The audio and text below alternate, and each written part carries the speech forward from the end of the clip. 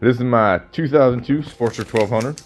Today we have a Viking Dagr Sissy bar bag on it, and I will be doing a review on it and the installation on the bike. That's the backpack setup, which it actually gives you straps for the backpack. It's actually pretty decent made.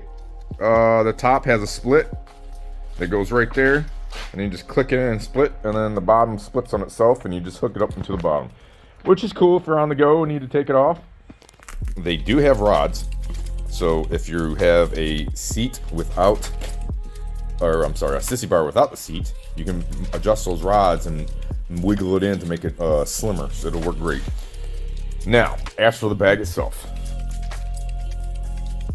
there's a side pocket here, great storage, both sides have it. Decent amount of room for the phones and whatnot. The back side, double zipper here. And then the top has a insert here with a little zipper slide. And you put some stuff in there, like sunglasses, so you can see, easy to mount.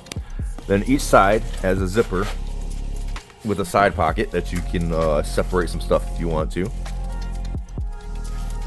And then the other side also has a little compartment, which is pretty snazzy.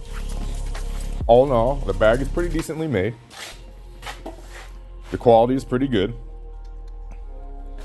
I like the bag that much. Like, these straps for the backpacker, okay made. I'd probably give them about a 7 out of 10, honestly.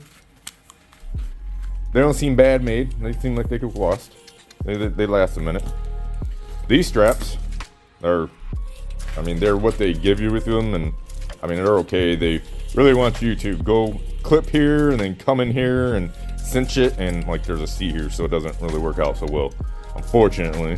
I'm probably going to take a D-ring with the 550 cord and hook it to here, so I don't have to worry about the bag flying open. And then I'll do the same thing.